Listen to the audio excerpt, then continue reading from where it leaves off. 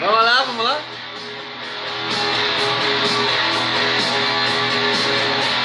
Todo mundo aí? Começou. Já começou.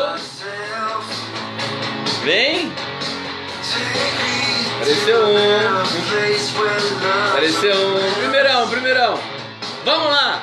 Para a live do Conde. É nóis. Chega de conversa fiada. Vamos direto no assunto. É ou não é? Vem, vamos lá. Hoje eu vou esperar chegar todo mundo. Ah, agora sim, que tem que ter educação, né? Tem que ter educação. Você começa a beber depois que chegou pelo menos umas, 20 pessoas e tal, né? É educação numa festa que você dá, porque essa live aqui é uma festa. É uma festa da democracia. Vocês têm que me aguentar aqui, o Conde Chato, toda noite aqui pra vocês.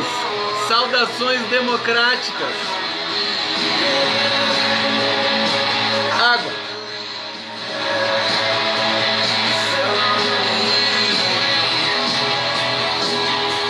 E vão acabar com essa moleza também, só porque, fim de semana. Qual é? Fim de semana o quê? Ó, política não para nunca. E o mais interessante, eu tô animadinho. Tá vendo? Tô animadinho hoje. Por quê? Porque eu já vou estar no Rio de Janeiro e vou falar disso também com vocês aqui hoje. Eu tô me divertindo bastante. Quem tá me acompanhando nas redes sociais percebeu, evidentemente, porque a gente tem novidade no front da disputa política, da relação deste governo de transição do Bolsonaro com a imprensa, porque o mundo não para, o mundo dá voltas. O mundo dá tantas voltas que às vezes ele fica tonto. É muita volta, né? Muita volta. Não para de girar esse mundo. E ele tem uma leve inclinação ainda dos polos. Então já viu, né? Pra quem tem labirintite, esse mundo não é mole. Eu vivo perdendo o equilíbrio. E olha que eu sou de Libra. Olha que o Conde é de Libra. Gente, vamos começar a falar, então. Bolsonaro descartável, né? O cara é descartável. Ele é que nem a bolsinha que ele carrega lá com ele, que acho que também é descartável. Não é reaproveitável. Ele cumpriu o papel dele. Cumpriu o papel de impedir o PT, né? De ser o anti-PT. E agora ele não serve mais para nada. Impressão que eu tô tendo lendo as entrelinhas das homes dos principais jornais do país, que são os caras do dinheiro, né? Quer saber como é que... seguinte, sabe qual é que é o bagulho? O bagulho é louco, velho. Vou passar o bagulho pra você. Sabe qual é que é o bagulho? O Brasil... O Brasil é governado, de uma certa maneira, o sistema é a elite, essa classe média burrona, são minoria do país, mas eles têm dinheiro. Tem dinheiro e tem costas quentes e tem contatos, né? E tem patrocínios e tem ligações perigosas.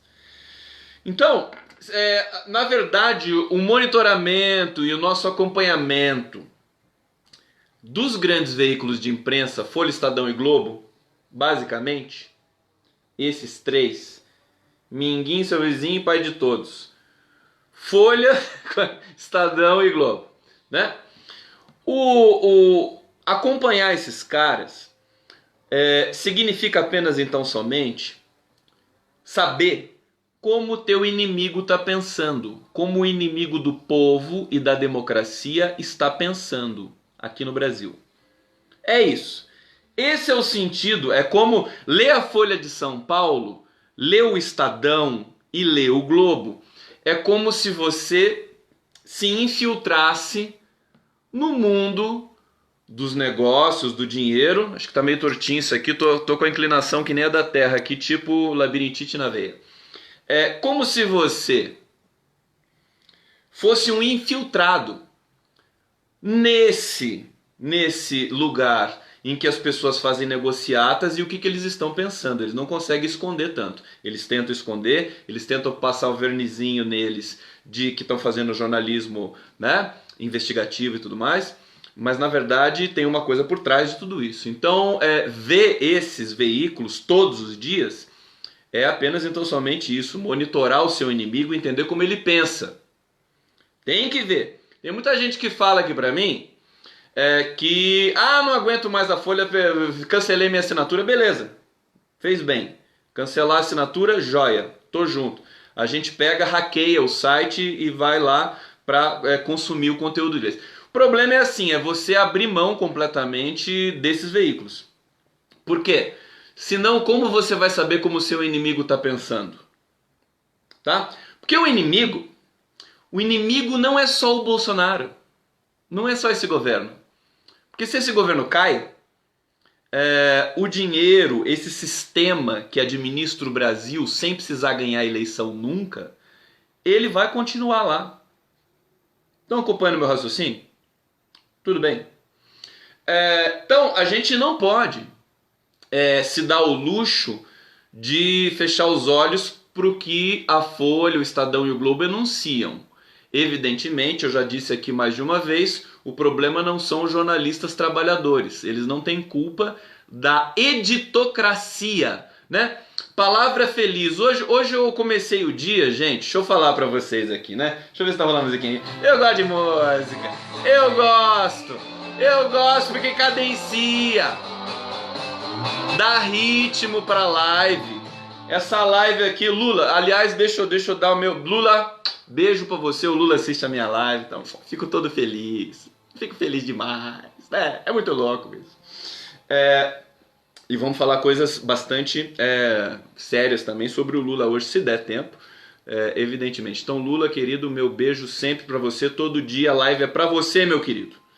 Essa live aqui, toda vez é pra você, dedicada a você.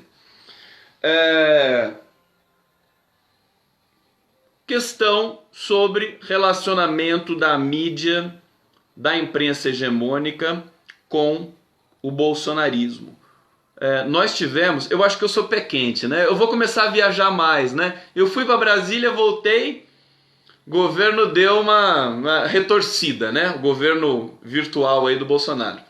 Aí, fui. Tem gente perguntando aqui, mas o Lula tem internet? Tem internet? O Lula recebe press releases da sua equipe, que inclui jornal, revista e conteúdos da internet, tá? Bom, porque ele tem lá dentro, ele tem uma esteira para se exercitar, tem uma TV que ele pode assistir, mas ele não vai assistir TV, ele vai assistir a live do Conde, vai assistir o Bom Dia 247 com o Leonardo Atush, na verdade, para se manter informado, né? Para ver o que está rolando. Relação. Fui a Brasília, tal, conversei com a Glaze lá, parece que o governo deu uma, foram tantas besteiras que eles cometeram que, enfim, eles mergulharam mais um pouco no fundo do poço.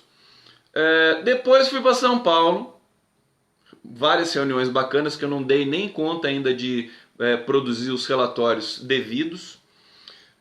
Aí volto, e quando a gente tem agenda assim, na correria, é muito intenso. Eu não consigo ficar como eu fico aqui no meu espaço, que eu fico assim totalmente tomado por tudo que acontece na cena digital o tempo todo, né? Então é por isso que eu estou dizendo que talvez eu tenha dado sorte, tenha sido pé quente e tal. Fiquei em São Paulo lá, fiquei um pouquinho só isolado, porque eu estava trabalhando no 247, editando a madrugada e tal. Mas sem poder participar intensamente, por exemplo, no período da tarde, que eu estava tendo muita atividade. Bom, volto, né, e começo a, digamos, retomar todo esse raciocínio, a semana que passou e tudo mais, e vejo que o governo de transição do Bolsonaro mergulhou num fosso profundo e que mudou a relação nessa semana que passou da imprensa tradicional com essa equipe. Eles estavam protegendo aqui e ali. Essa história, sobretudo, sabe o que acontece? Essa história do cheque depositado na conta da mulher do Bolsonaro, da Michele Bolsonaro, é uma história suculenta para a imprensa. Tá? Mas antes de entrar nisso, é uma história atrativa, que mobiliza o leitor, que mobiliza a audiência. E vamos combinar o seguinte, o jornalismo, a imprensa também, ele não quer só ser antipetista 24 horas por dia. Ele também quer audiência, ele quer notícia, ele quer esquentar um pouquinho ali os acessos, as visualizações, porque afinal de contas é a internet que rege agora a receita desses caras. Ainda que eles tenham outros faturamentos, outras fontes de faturamentos, mas exige um pouco também de amor próprio e de autorrespeito e de autoestima. Quer dizer, se você é um jornal, um dos 3 maiores jornais do país, e o teu nível de visualização e de acesso cai lá no fosso, com os AdSense e com as estatísticas do Google, né? Facebook eles já abriram mão, né? Estavam indo tão mal porque abriu mão. Mas eles recebem relatórios do Google, evidentemente. E se a sua audiência cai muito, fica feio. Começa a perder para blog, né? Então eles querem notícias que tenham a adesão do leitor, né? E evidentemente quem está agora nesse pódio, digamos assim, da exposição brutal e total é o Bolsonaro e sua equipe. Veja, antes de começar isso, deixa eu começar a falar do artigo do Conte, o Mário Sérgio Conte, que eu comecei hoje o dia com ele. É um artigo curto, na verdade é uma resenha de um livro que nem está traduzido ainda para o português, é um livro em francês. Como é que é o nome do livro? Berlim, 1933. É a relação, vejam só vocês, é a relação da imprensa internacional com o nazismo, com Hitler, com a Alemanha nazista. Em 1933, você tinha lá na Alemanha, você tinha o New York Times, você tinha um jornal de Chicago, você tinha jornais do mundo inteiro que estavam cobrindo o país, digamos assim, mais economicamente mais importante da Europa. Eles estavam lá, locados, e eles cobriram a ascensão de Hitler. E veja, o Conte, que é um jornalista, ele tem até um programa na Globo News, acho, até hoje. Nós podemos fazer todas as críticas ao Mário Sérgio Conte, mas isso é uma coisa interessante. Quando o jornalista resolve fazer jornalismo, ele faz, né? Quando ele resolve praticar o jornalismo, sem a mão pesada do editor por trás dele, ele consegue fazer. Bom, o que o Mário Sérgio Conte fez? Ele descreveu a história desse livro aí, que é um relato sobre a relação da imprensa com a ascensão do Hitler, com a ascensão do nazismo. E o que aconteceu lá, queridos? Nesse momento europeu fatídico que levou à Câmara de Gás 6 milhões de judeus. A imprensa contemporizava, tá certo? A imprensa tratava essa agenda do Hitler e de sua equipe como uma coisa normal, como a imprensa faz aqui com o Bolsonaro. Essa agenda comportamental regressiva. Eles tratam como se fosse uma coisa assim, bastante... né? Eles ficam preocupados com a economia, que era o que os jornalistas do The New York Times naquele momento praticavam. Eles estavam tentando ser técnicos, vamos dizer assim, com o Hitler. Olha só, vai vendo o que aconteceu ali. Então, por exemplo, a agenda econômica, o Hitler dizia que queria dar emprego para todos os alemães. E os jornais internacionais cobriam isso sem a menor cerimônia, como se fosse um projeto, um programa realmente estabelecido. E, segundo Conte, E esses jornalistas que estavam na Alemanha, eles não contestavam a legitimidade, vamos dizer assim, do Hitler, porque o Hitler foi eleito. Né? Veja, o Conte não fala em nenhum segundo do Bolsonaro, mas você lê o artigo dele, a cada linha, a cada parágrafo, você vê o Bolsonaro, o nome do Bolsonaro pulsando ali, como um grande intertexto para tudo aquilo. É quase que como uma crítica, não sei, eu assim, a editoria da Folha deixou passar aquilo, porque eles são meio burrinhos, né? Eles não perceberam a jogada do Conte ali. Ainda tá lá na home, daqui a pouco alguém tira, né? Aproveitem para ler logo o Mário Sérgio Conte de hoje, né? Na Folha de São Paulo. Veja, essa visão do Conte permitiu que eu hoje lançasse uma visão nesse mesmo sentido para o comportamento da imprensa brasileira com relação ao Bolsonaro. Porque a imprensa estrangeira trata o Bolsonaro como Hitler. A imprensa estrangeira não tem dúvida. Vou falar dos coletes amarelos também, que eu falei que queria que fossem vermelhos aqui no Brasil. Vou falar disso também porque está tudo interligado, tá, gente? A imprensa internacional, ela, francesa, a imprensa alemã, a imprensa britânica, a imprensa americana, ela cobre o Bolsonaro realmente como um grande nazista, como uma ameaça ao mundo, como uma coisa grotesca, bizarra, risível, o tempo todo. A imprensa brasileira não, porque ela tem o rabo preso. Só que, como a imprensa brasileira é muito baixo nível, a imprensa tradicional, hegemônica brasileira, é muito baixo nível, o que alguém de baixo nível gosta? Gosta de notícias baixo nível. Notícias que são aquele subproduto. Né? E o que aconteceu? O cheque. Né? O cheque da coitada da Michele Bolsonaro, desse coitado desse ex-assessor aí da família Bolsonaro, essa família que vai se estabelecendo, né? O Bolsonaro não montou uma família, né? Ele montou uma quadrilha, né? Que assim, o cara tem 3 filhos machos, entre aspas, né? Porque é macho, porque é biologicamente macho, né? 3 filhos machos, brancos, né? E os 3 foram para a política, né? É uma quadrilha, né?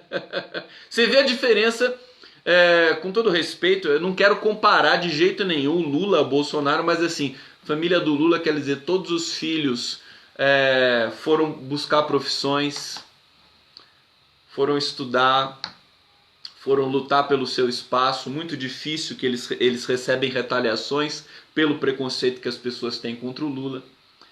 Vivem hoje... não é mole a vida deles porque o dinheiro do Lula foi todo bloqueado. E você sabe, todo mundo que tem pai e mãe aqui sabe que o pai e a mãe ajudam você quando você está começando a tua vida. É certo? Então a situação é realmente dramática dos filhos do Lula, da família do Lula. O Lula nunca privilegiou, nunca empregou ninguém da família em nenhum lugar por onde ele passou. Né? Você vê a diferença. O Lula criou uma família com muito amor, com perdas. Nunca me esqueço de lembrar a perda da primeira mulher dele e do primeiro filho dele, que morreram no hospital, na morte no parto dos 2. Muito em função da má qualidade do atendimento brasileiro, isso nos anos 60. O Lula passou por esse trauma. Aliás, muita gente diz, muita gente interpreta, não sei se a Denise Paraná naquele livro dela chega a falar disso, mas que o que levou Lula para o sindicato foi isso, né? Porque o Lula ficou deprimido, não sei se chegou a 1 ano, um pouco mais que isso, e aí o irmão dele, o Frei Chico, levou ele para o sindicato para ele para ele ocupar mais a cabeça dele e superar aquele trauma, e aí nasceu o nosso maior líder político da história. Forjado dentro de um sindicato. A questão, o Bolsonaro montou uma quadrilha, todo mundo com tentáculos ali na família dele, né? Com ligações perigosas. Essa questão já se mostrou, a questão dos 3 filhos e do Bolsonaro, um um objeto suculento de notícia, porque todos eles fizeram muitas burradas na vida toda, e agora tudo isso vai emergir, porque agora eles são o poder central e mais importante do país. Né? Então, veja, quando o Bolsonaro era um deputado pé de chinelo, junto com os filhos dele, a imprensa não estava nem muito ligando para isso. A sua tradição de não investigar nada mesmo, estava lá, tem 513 deputados, então, né, é um pé de chinelo. Agora ele é o presidente. E os filhos dele são diretamente ligados, visceralmente ligados no sistema de poder estabelecido. Ora, o que vai acontecer? Eles vão buscar, é da natureza, digamos assim, espontânea do jornalismo, seja ele pró ou contra, e buscar para produzir a sua chantagem. Afinal de contas, os grupos de mídia, eles não blindam apenas as pessoas que favorecem a eles.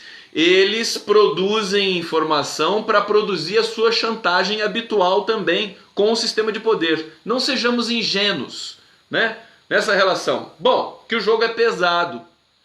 Então, para ter o Temer na mão, a Folha de São Paulo e a Globo, o Estadão nem tanto, que o Estadão é meio... O Estadão tá velho já, né? O Estadão já tá... Coitado. Estadão... Saudade, né, do Estadão. A Globo e a Folha fizeram jogadas, muito coisa de... Como é que eu posso dizer? Puxaram o tapete do Temer, tiveram o tapete puxado, né? Foi briga de... Não foi de cachorro grande, né? Mas foi briga de... Vamos dizer o quê? Briga de cabaré, né? Briga de cabaré. O Temer quase caiu, a Globo foi lá, né? Jogou uma porção de matérias. O Lula mesmo falou isso para Mônica Bergamo, mas que antes disso. Que o Temer foi esperto para driblar o ataque que ele estava sofrendo da Globo logo depois do golpe, né? Acho que no começo de 2017, né? Em função da agenda econômica que contraria um ou outro interesse aqui e ali pontual, a Globo foi para cima do Temer, soltou denúncia da JBS, exatamente a JBS, o depoimento, a gravação do... Como é que é o nome do infeliz lá, a dona JBS? Como é que o cara tem o nome do inferno? Como é que é o nome dele? Batista, né? Os irmãos Batista lá. Vazou a gravação, crise no governo Temer, né? Taca-lhe pau no Temer. Teve depois também aquela situação do carinha que saiu correndo com a mala. Que bonitinha, né? Ele saindo correndo com a mala lá em São Paulo, né? Como é que é o nome dele? Daquele infeliz também? Esqueci também, graças a Deus. Nome que não é importante, Joesley Batista. E o outro infeliz lá, o Funaro, né? Não, o Funaro é outro também. Só tem criminoso nesse governo do Temer que vai embora. Cadáver político. Então, a Globo foi lá, fustigou, escarafunchou, retorceu e o Temer se safou. O Temer distribuiu muito dinheiro naquele momento. Foi muito... Rocha Loures, né? Foi muito dinheiro, foi pra Globo, foi pra Folha... propaganda Petrobras, foi tudo misturado, né? Propaganda institucional, pagou horário ao vivo, né? Tudo da Secom, tirou dinheiro da vacinação para fazer propaganda, para enfrentar esse ataque da Globo aí, e venceu. E fez também conchavos políticos naquele momento. Bom, passou, a Globo não quis ir com muita sede ao pote, recolheu a caixa de ferramentas, e pensou assim, deixa esse cara terminar essa porcaria desse governo aí, que daqui a pouco tem eleição, a gente tem que se preocupar com outras coisas, né? A editocracia da Globo, né? Quem usa a palavra editocracia é o Mário Sérgio Conte, né? Editocracia, que é, digamos, a maneira de cobrir.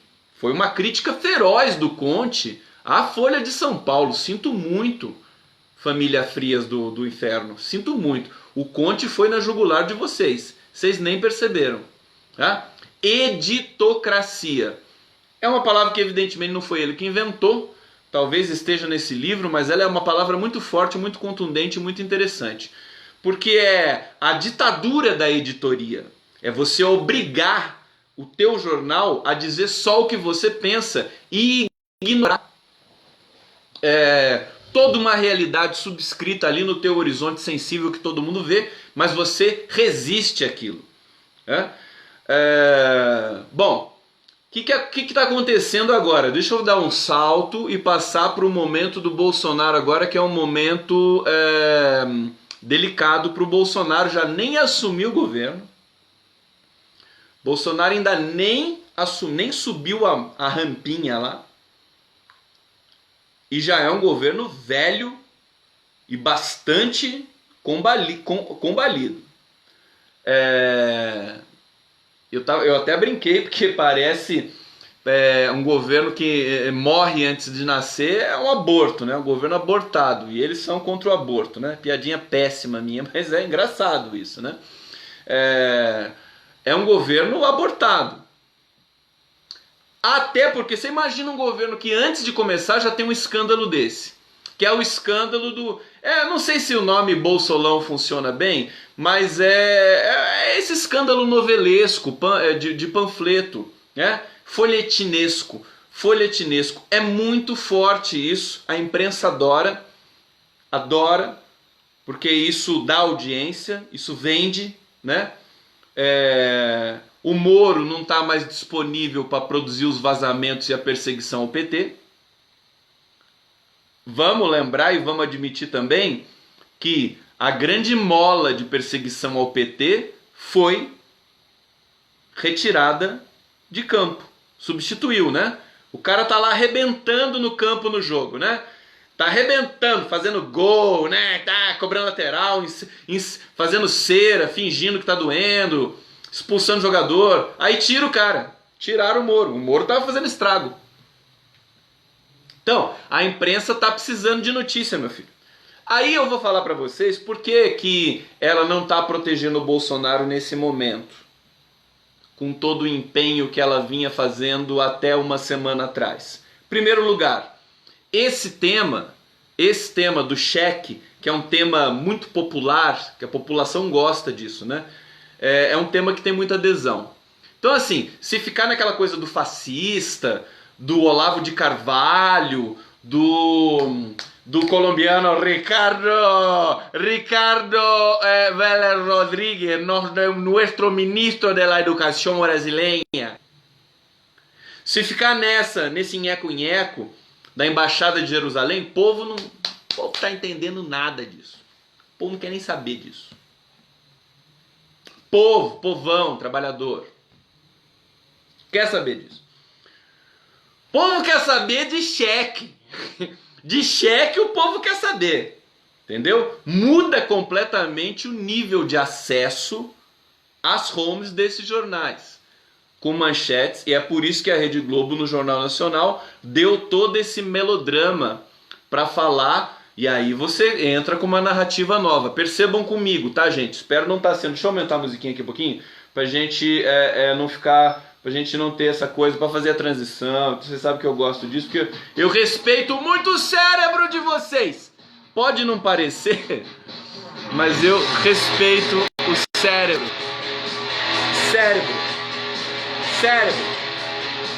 Isso aqui é pra proteger o cérebro.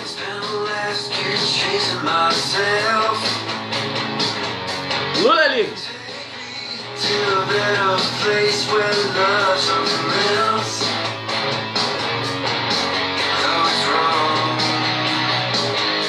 Vamos lá. Cadê o coraçãozinho? Cadê? Cadê o meu coraçãozinho? Agora sim. Agora eu falo. Obrigado. Muitos coraçõezinhos pra mim, muito obrigado. Eu adoro coraçãozinho. Olha só, que beleza. Parece várias bolinhas dentro da água que você daí respira, né? Olha que romântico isso, é Procurando Nemo, procurando o Conde debaixo desse aquário que é a nossa live do Conde. Olha só, relação com a imprensa. Então, povão gosta de cheque. Cheque barato de R$ 1.000, é isso que pega. Não é o desvio de 1 bilhão da Petrobras. É o chequezinho de 5 conto. É isso que o pessoal fica falando no boteco, que se alastra como um vírus, entendeu? E é isso que é extremamente corrosivo, e é isso que eu tô vendo a Rede Globo fazer com o Bolsonaro agora. Olha só que divertido. Que divertido. O Moro foi dar uma coletiva para falar, e aí o assunto Onyx Lorenzoni, Flávio Bolsonaro, filho de Bolsonaro, cheque da Michele Bolsonaro, já começou a aparecer, e o que o Moro fez? Virou as costas e foi embora. E a câmera da Globo pegou o cara indo embora. E o jornalista falou e narrou que ele foi embora.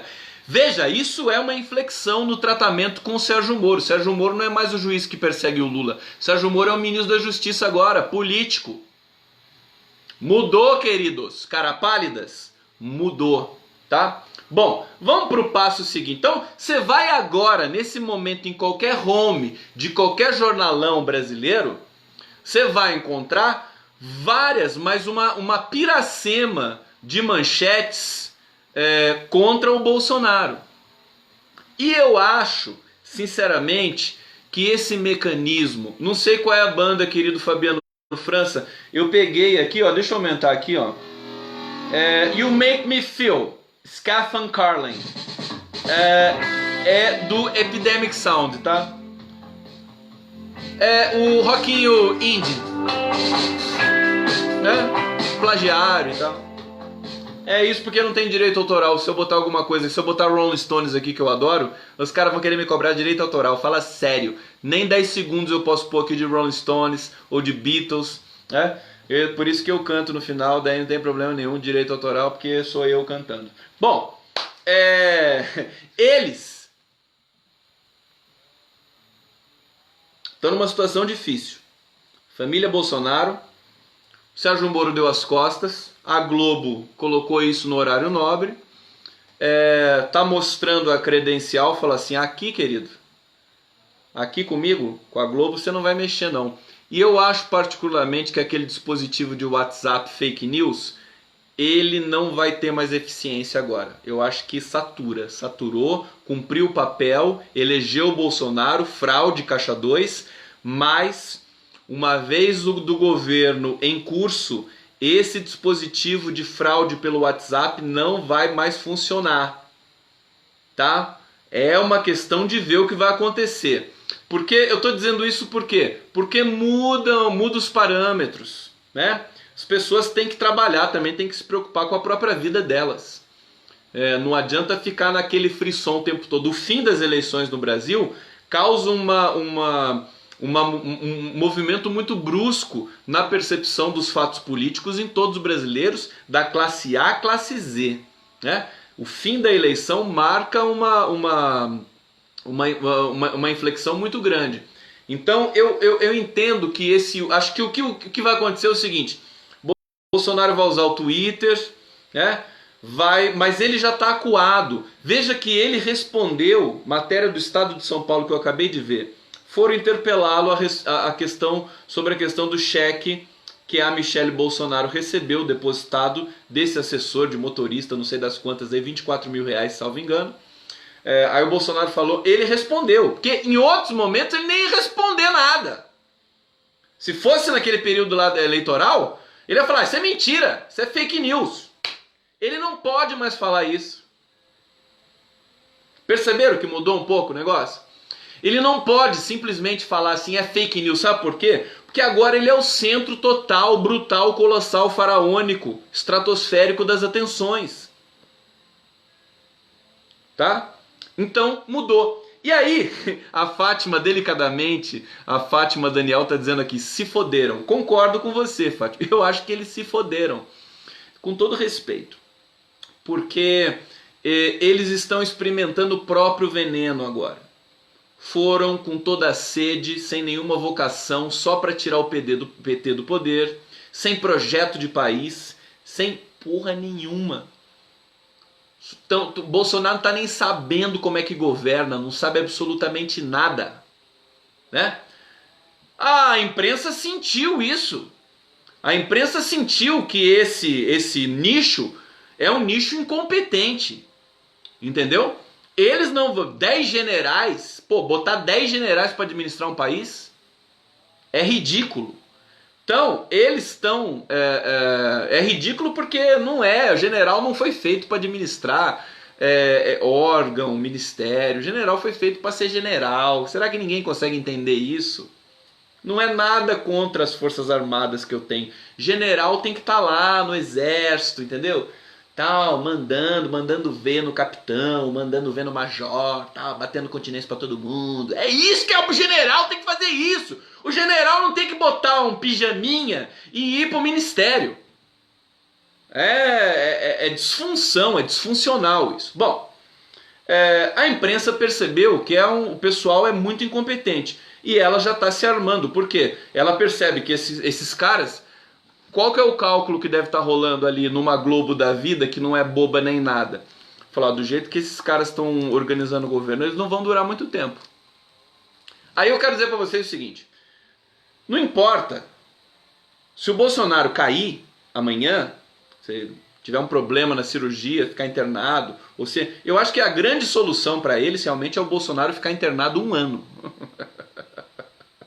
Fala sério, né? Acho que a única solução para eles é essa. Bota o Bolsonaro lá, tira a bolsinha lá, dá uma infecçãozinha providencial, deixa o cara lá 1 ano encostado, porque daí salva o governo. Salva o primeiro-ministro do governo. E olhe lá, né? Porque daí tem toda aquela comoção, né? Que foi a mesma coisa com a facada e tudo mais. Seria um golpe de mestre. Aí não sei se ele vai querer fazer isso, porque ninguém sabe mais nada ali. Ninguém tem mais a condução do processo. O processo agora é outro. Não é mais uma eleição, não é mais uma usina de fake news coordenada pelo Carlos Bolsonaro. Agora é governo. Não tem como escapar disso. Pressão popular, pressão da imprensa. E aí eu quero dizer uma coisa para vocês. Sabe por que a imprensa, por que ela não tem pena do Bolsonaro? Nesse sentido, você vê que a imprensa faz movimentos assim, ela até engana a gente, né? Ela vai, morde a sopra, né? Ela vai, alivia, depois ela vai e nhaque, ela morde. Aí ela volta a aliviar um pouquinho pra ver como é que tá, né? Faz uma denúncia aqui, outra ali, tal, não sei o quê. Aí depois ela solta um pouco, muda a pauta, começa a falar de economia, começa a falar de questões que não chegam no povão, como Olavo de Carvalho, como ministro da Educação, como Embaixada de Jerusalém, como geopolítica caidaça internacional. Aí depois ela se cansa, tá com a audiência muito baixa e vai lá e pega um cheque, né? Aí manda o jornalista, destaca e pega um vazamento do COAF, né? O COAF que eles querem a todo custo transferir para o Sérgio Moro, justamente para impedir, porque se o COAF for para dentro desses caras do PSL, que estão junto com o Bolsonaro, tá todo mundo ferrado ali, meu querido. Esse pessoal aí, vocês sabem disso, eles não são amadores. O negócio deles é estar na política para cobrir as costas quentes dele, para não poderem ser presos, para ter foro privilegiado, para continuarem operando tudo que eles operam a vida toda. Porque eles representam essa banda podre da nossa elite, que é uma banda... na verdade, o Bolsonaro não é da elite. Vocês sabem disso. Isso é importante, hein? Esse grupo aí não é elite. Classe média, nada a ver. Eles representam um outro segmento do país que também, com muito ódio, né? Com muita raiva, com muito horror, com muito terror, com muita violência verbal e física, alcançaram, erodiram e conquistaram esse espaço da nossa classe média violenta, órfã do PSDB. Só que eles não fazem parte do clubinho. Vem cá. Deixa eu falar pra você. Eles não fazem parte do clubinho. Eles não são que nem o FHC, que nem o Serra, que nem o Alckmin. Bolsonaro não faz parte desse clube. Isso é importante a gente saber por que a imprensa não vai aliviar para o Bolsonaro. Tá? Eu já falei em outros momentos aqui que a imprensa aliviou e tudo mais, mas o movimento estrutural é esse. Ela não vai aliviar para o Bolsonaro. E eu vou explicar por quê um pouquinho melhor agora. Veja, o PSDB, historicamente, o grande amor carnal, visceral da imprensa brasileira hegemônica, empresarial, Folha Estadão, Folha Globo, Estadão vou até deixar de lado porque Estadão está muito fraco. Folha e Globo, o grande amor deles é o PSDB. Eles amam o PSDB e o PSDB ama eles. Partido blindado. Não tem esse negócio, não pensa que o Brasil é governado por manchetes, meus queridos. Perto da Globo, a Globo volta a dar as cartas porque depois de uma eleição a gente tem aí uma reconfiguração da cena. É tudo muito vertiginoso. Eu digo para vocês, eu faço a minha análise com base na realidade que eu vejo e que eu sinto, né? Tem muita coisa em jogo, muita coisa em jogo. Por exemplo, quando a Globo denuncia essas coisas do PT, cheque, essa coisa mínima com o PT nesses últimos anos, nos últimos tempos estava caindo no vazio. Estava caindo no vazio porque estava muito evidente o ataque sistemático ao PT. E parou de ter uma eficiência, vamos dizer assim, esse conjunto de notícias e ataques da Rede Globo, da Folha ao PT. Caiu um pouco no ridículo. Mas ao Bolsonaro não, porque nem começou ainda. E é isso que está acontecendo agora. O Bolsonaro não quer imitar o Lula? Não tira foto comendo churrasco, cortando carne, fingindo que é pobre, né? Porque o Lula realmente são os hábitos dele, né? Não precisa nem falar nada porque a gente sabe de onde ele veio. Mas o Bolsonaro não. O Bolsonaro quer parecer com o Lula. Ele inveja o Lula, né? Embora ele seja totalmente contrário em tudo, política, espiritualmente, moralmente, de caráter, que o Lula representa, mas a imagem do Lula, os bolsonaros têm tesão pela imagem do Lula. Você sabe que aquela foto lá do Bolsonaro, tinha um filho lá do Bolsonaro, não sei quem, olhando o Lula peladão lá na praia, né? Ele adora, né? Fica lá babando, né? No Lula. Eles têm fetiche pelo Lula, pelo corpo do Lula. Lamento dizer, porque também deve ser muito terrível, né? Você ter que aguentar esses caras no seu cangote, né? Mas esse é um fato. Quer imitar e por essa razão ele também acaba sendo uma espécie de alvo fácil. Então o Bolsonaro é descartável. Ele já cumpriu o papel dele. O sistema de poder está percebendo que eles não vão conseguir dar o verniz que o PSDB sempre deu na cena política brasileira. Porque o PSDB sempre fez merda no Brasil. Sempre. Mas eles eram tecnocratas. Eles ficam bem no vídeo. Já perceberam isso? Um tucano no vídeo, agora já morreram, né? Tá tudo extinto já. Mas um tucano no vídeo era interessantíssimo. A Globo adorava entrevistar a tecnocrata tucano, né?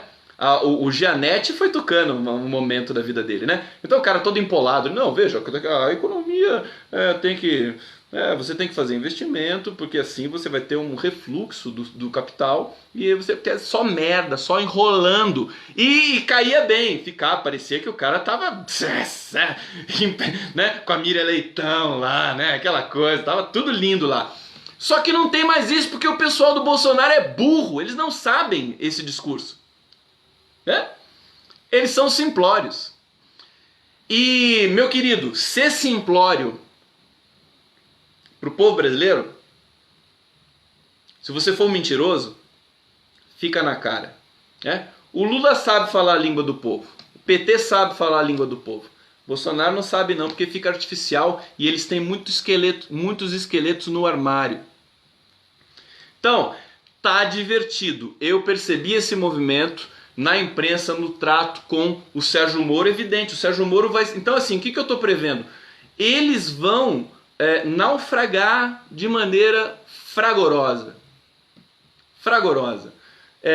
O Sérgio Moro já com medo, já fugiu, porque a imprensa não é mole não, a imprensa não é que nem a justiça, a imprensa expõe a tua vida, a imprensa fustiga o teu dia a dia na pressão governamental que ela pode fazer em Brasília, né?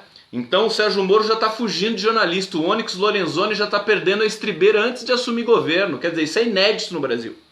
Nunca antes na história desse país um governo estava tão mal das pernas antes de assumir efetivamente a sua vitória recém-conquistada eleitoral, né? Então, assim, a situação deles está feia, está crítica. O Bolsonaro já tratou de ficar doente de novo, para ficar recolhido, para ninguém encher o saco dele, para ele não falar merda mais, né? Foi engraçado, né? O Bolsonaro, na final lá do Palmeiras, recebendo a taça, o cara colostomizado pega a taça lá de 18 quilos e ergue, né, lá em cima, assim, e pega a criança e faz upa-upa, né, e sai correndo. É incrível, né? Quer dizer, o cara não pôde debater com a Haddad, mas estava lá na final do Palmeiras, lá, só faltou entrar em campo e fazer gol, né, o Bolsonaro lá, né. Você vê que esse gerenciamento da doença do Bolsonaro é bastante específico. Deixa eu ver se eu estou esquecendo alguma coisa para falar para vocês. Eu quero fazer o link com o que está acontecendo na França, aí eu amarro tudo e a gente vai para a música. Gente, deixa eu botar uma musiquinha para fazer a transição. La transition.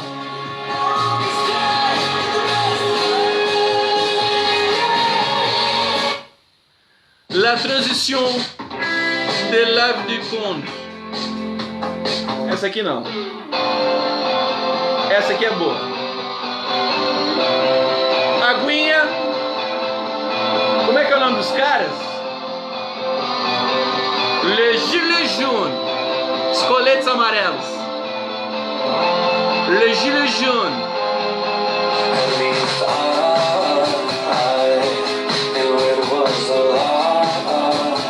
Vocês, cadê o coração? Vocês estão curtindo a live do Conde. É nóis. Lutando pela democracia, pra gente voltar a construir um país. Não vai ser fácil.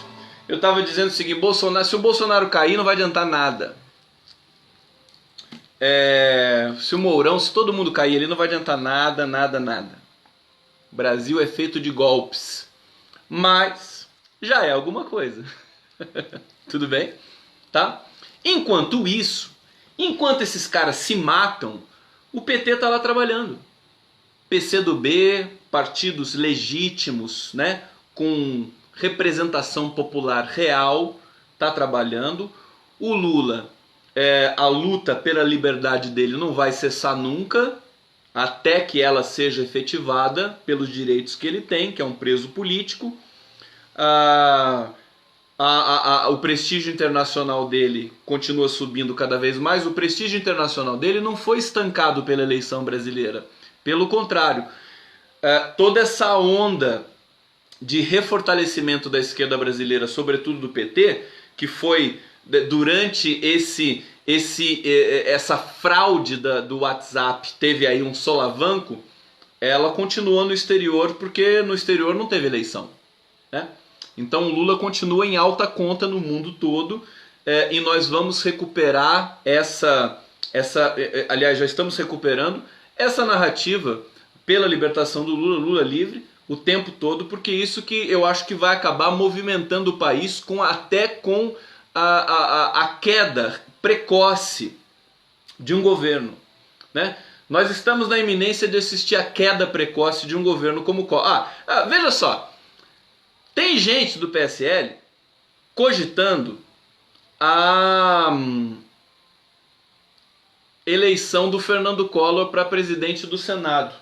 Eles não querem o Renan Calheiros porque o Renan Calheiros é muito equilibrado e é lulista, né? Eles querem o Collor.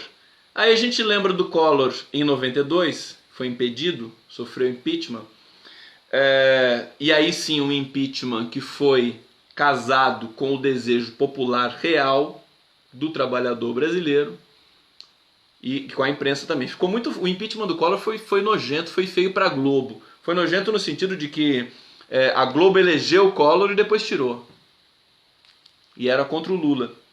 Veja, o Brasil basicamente nos últimos 40 anos, ele funcionou assim, ou para impedir o Lula de chegar ao poder, o PT, ou para fustigar o PT depois que ele chegou ao poder, chegou ao governo. Basicamente é isso. Não tem muita sofisticação não nesse sentido, a nossa história política de alternância. Até porque o próprio Lula diz, Lula querido, beijo se você que assiste a live, o Lula diz que nos últimos 40 anos, aliás, desde a redemocratização do Brasil, 85, impediram o povo de votar, fizeram eleição indireta que elegeu Tancredo e daí seguiu o Sarney, vice. Mas desde 89, portanto, 30 anos, né? 30 anos eu tô ficando louco. 30, 89, 99, 2009, 2019, 40? Tudo isso? Não. 30. 99, 2009, 2019. 30 anos. O Lula, veja, desde aquele momento, o PT ou vence ou é segundo lugar. Fim.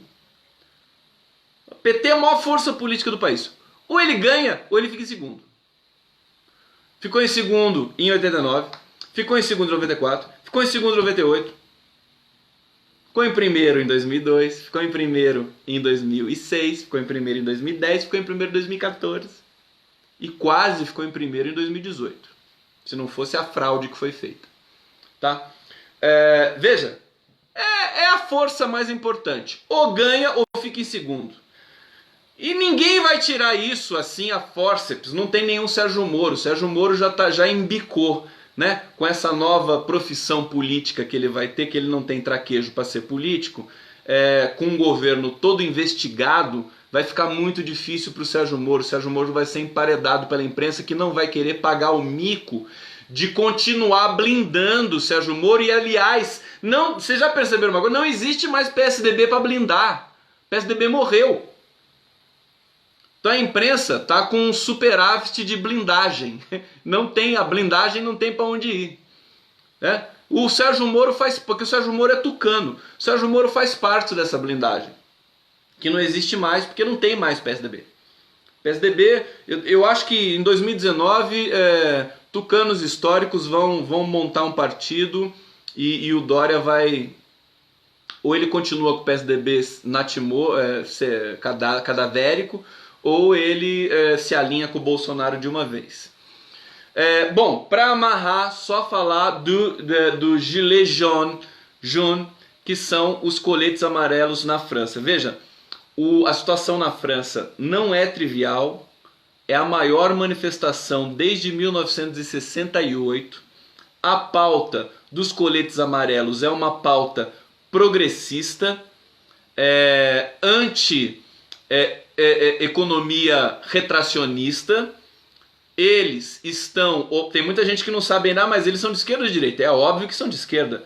Nem se tenha dúvida disso. Por quê? Como é que a gente calcula isso? Em primeiro lugar, você sabe, para saber se uma manifestação é de esquerda ou de direita, você só vê assim, a polícia tá dando cacete, a polícia tá batendo, se tá batendo é de esquerda. Se a polícia tá lá tirando selfie, tá lá, então é de direita. Aí é de direita. Não é o caso da França, até porque a França não tem tradição de manifestação fascista. Veja, eles estão querendo, o que disparou é o preço do combustível. A história de usar o colete amarelo é muito interessante, porque na França, segundo eu li aqui no Le Monde, eles usaram, se tornou obrigatório dirigir com colete amarelo. Eu não sei se tem alguém na França aqui para dizer para mim se até o motorista de carro, de veículo, de passeio, também tem que usar colete amarelo na França. Não sei se tem isso. Agora, o que eu li é que é obrigatório você ter, que nem o kit médico aqui, que um momento foi obrigatório no Brasil, você ter o colete amarelo para poder dirigir na França. Acho que moto, carro, não sei direito com detalhe, mas a história que eu li é essa. E aí os coletes amarelos ficaram muito baratos e todo mundo teve acesso fácil a um colete amarelo, tá? E foi um mote para você ter... Veja, isso é muito importante, cara. Só usa em acidentes? Bom, eu não sei como é que é, acho que mas é um item obrigatório, né? Você usa em acidentes, mas é um item obrigatório. Então todo mundo tem que ter, todo mundo tem, e aí fica mais fácil para você, digamos, organizar. Isso é muito interessante porque isso é semiótico. E veja, não basta você ter uma bandeira, um problema econômico, um problema social no país, para poder produzir uma manifestação eficiente, você tem que ter um empurrão. Como eles não têm a Globo lá na França, né, eles têm a liberdade de produzir um movimento que seja realmente espontaneamente, relativamente articulado, que emerja espontaneamente do povo. Então, essa ideia... Tô lembrando do Pocket Show do Rio aqui, Silvinês, já vou falar sobre isso. Essa ideia do colete amarelo conduzindo todo um processo de revolta popular na França é muito poderoso. A França é o celeiro cultural do mundo e essa ideia vai ser exportada e vai ser importante para o Brasil, porque o Brasil tem uma ligação muito íntima com a França cultural e social. Então eu quero dizer para vocês que na França nós estamos tendo o que talvez nós tenhamos do Brasil em 2019. Os movimentos populares tomando as ruas contra um governo de ultradireita. O governo do Macron é de direita. Ele só não é mais direita que a Marine Le Pen. Mas é de direita. E ele encabeça a agenda ultraliberal que Temer e Bolsonaro estão querendo estão encabeçando aqui no Brasil. Então, você já viu que assim, é engraçado, o mundo não para. Enquanto o Brasil explodiu na democracia, em beleza, com os governos Lula e Dilma, né, quando a gente teve uma grande mudança dramática social, econômica aqui, com um governo real pela primeira vez, popular, legítimo, basicamente pela primeira vez no Brasil, com representação popular real de fato, a Europa teve problemas lá com extrema-direita, com desemprego, tanto que o Brasil atraiu muitos espanhóis, muitos franceses e italianos no momento que o Brasil estava bombando de crescimento, produzindo navios, produzindo muita engenharia, e teve esse ciclo encerrado justamente pelo senhor Sérgio Moro, né? Sérgio Moro, com a sua sanha persecutória, acabou destruindo toda a planta de engenharia do Brasil. E agora, né? Agora você tem esse refluxo. A história funciona assim. Então quem entende a história, quem entende... A Marine Le Pen, mas ela está apoiando, a Teresa Schiff está dizendo aqui que a Marine Le Pen está apoiando a manifestação. Veja, é bom não se enganar com isso, porque tem interesses políticos ali em jogo. Não é porque a Marine Le Pen apoia a manifestação que a manifestação vai ser de extrema direita. Não é bem por aí, tá? Porque a bandeira deles é uma bandeira progressista. Não é uma bandeira xenófoba, até onde eu sei, pelo menos. Então, você veja que você tem esses contrafluxos históricos.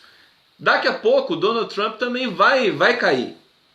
Daqui a pouco tem eleição nos Estados Unidos. E se ele perde a eleição, o que é uma coisa muito provável, você deixa de ter todo esse estofo geopolítico que o Brasil está tendo agora aí com o quinto escalão americano, com o Steve Bannon, mero assessor do Donald Trump, que está dando aqui uma assessoria para os Bolsonaros aqui no Brasil. Veja, tudo que cai, tudo que sobe e desce, tudo que vai e vem, né? Como o Lula vinha dizendo. O Lula sabe de tudo isso, meu querido Lula. Você sabe disso, né? Ele sabe que tão logo esse governo, antes de assumir, ele já está sendo fustigado, já está sendo mascado pela imprensa, porque tem notícia ali, tem cheque depositado, tem essas noticinhas bobas. Você vê, dessa vez o Bolsonaro não pôde dizer nem que é fake news, ele teve que responder. Ele falou, se eu pequei eu pago, ele já falou isso. Porque está lá comprovado e agora não é mais brincadeira. Então mudou a percepção. Eu acho que isso não muda efetivamente também nada para nós do campo progressista. Vamos ter que lutar do mesmo jeito, tá? Mas a gente faz a leitura do que está acontecendo. Tudo bem? Gente, eu vou tocar então a nossa música de hoje. Lembrando vocês que eu vou estar no Rio de Janeiro no sábado, dia 15. Vou fazer um pocket show num lugar lindo lá na Lapa. Vou trazer mais detalhes para vocês disso ao longo da semana, porque nós vamos nos encontrar todos os dias aqui. Vou levar então, portanto, a live do Conde para o Brasil. Essa é a ideia, né? A gente fazer capitais, a gente conversar sobre política com música, com cultura. E acho que esse é o grande barato que a gente tem que fazer para conquistar, para manter o Brasil aceso. Deixa eu ver se pega aqui o violão. Vamos lá cantar comigo agora. Eu vou cantar uma coisa para vocês hoje, especial, que é do grupo Madrideus, o grupo português, que tem a Teresa Salgueiro na liderança, que ela faz o vocal do grupo.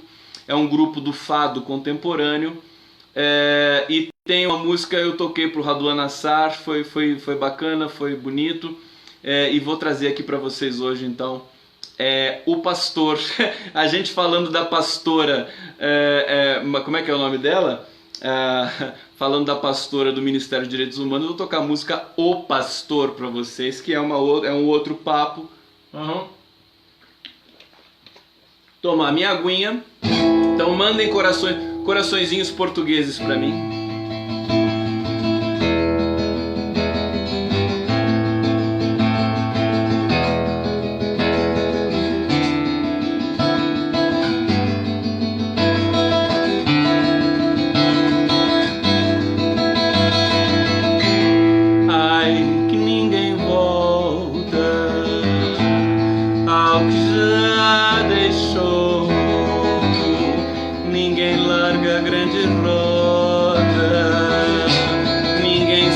Onde é que andou?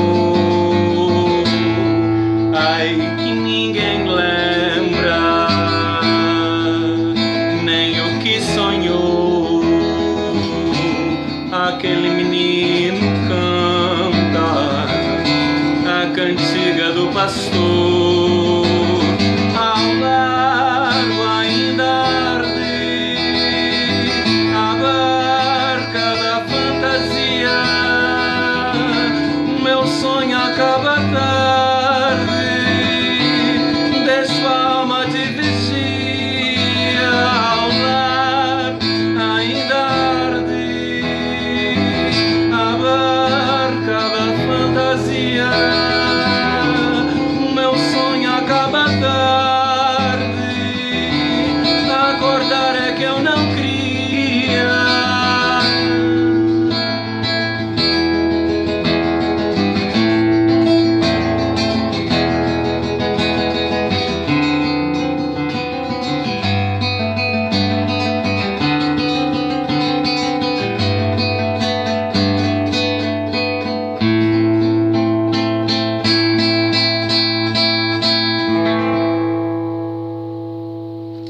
Essa foi O Pastor de Madrideus para vocês.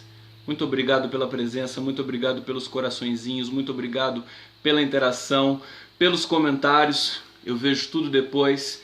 Amanhã estamos de volta aqui para tentar entender um pouco melhor tudo que está acontecendo nessa cena da relação dessa transição de governo brasileiro com a imprensa brasileira. É importante a gente estar atento a tudo isso e eu estou de olho para vocês. Um beijo para vocês e até amanhã. Valeu!